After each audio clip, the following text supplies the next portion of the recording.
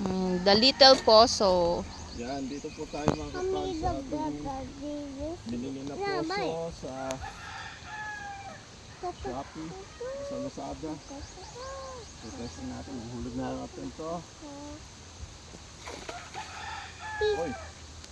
Yan, dyan sa ilog.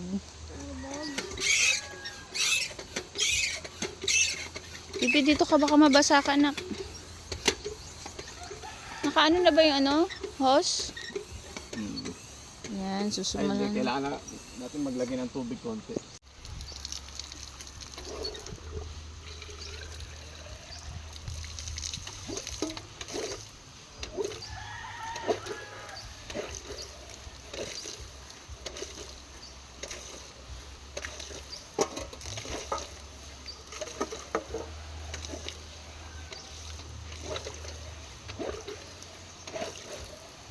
Nakapipi yung hose eh.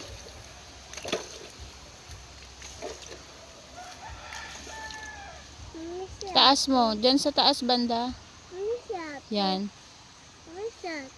Doon, nanay. Ito lang pala.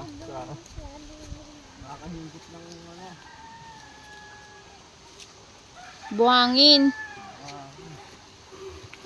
Dapat doon medyo sa batuhan, saka sa malalim.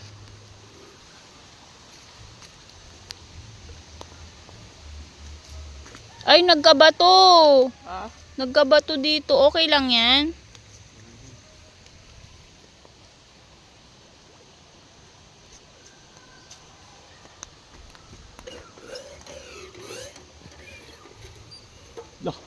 Dami. Diba? Sabi ko sa'yo, nagkabato eh.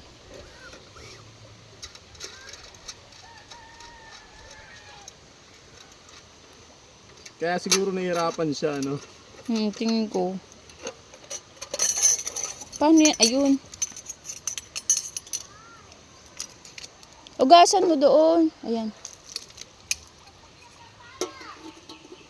Dami, nahigop. Naka. Paano yan? Katornilyo.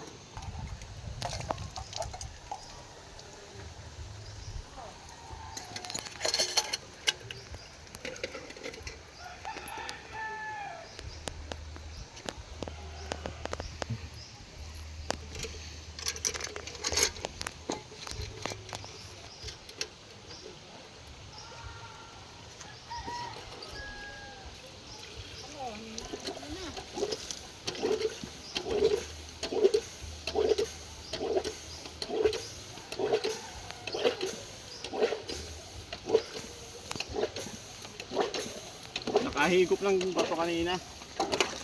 Dapat doon banda sa Malalim-lalim no, Nay? Oo. Sinabi ko nga sa kanya yun eh. Ewan ko kay daddy, bakit din niya lang nilagay. Malakas pa doon oh. Sa gitna. Oo, sabi sa'yo eh. Nakahigop lang bato. Kaya ayun nga.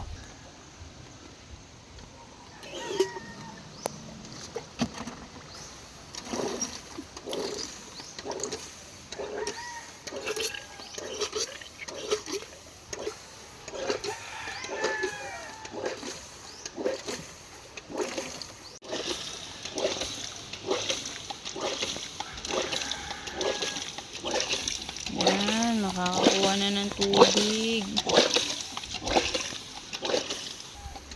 Tingnan natin. Nandito kami sa backyard. Pero palagay ko mas kapag yung maikli lang yung range niya, no? Kasi ang haba ng hihit-hitin niya eh. Parang ganun eh. Tingin ko rin. Pero possible talaga to.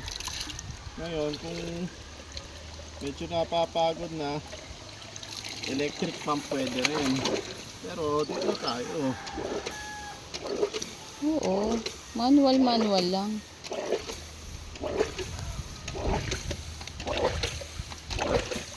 Diba?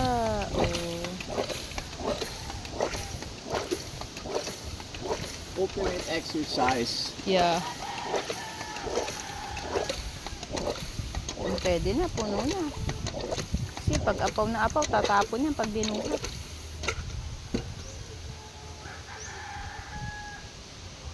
Wow. Diba? Mm-mm. Nakaka-apekto yung range ng ano, ang lakas ng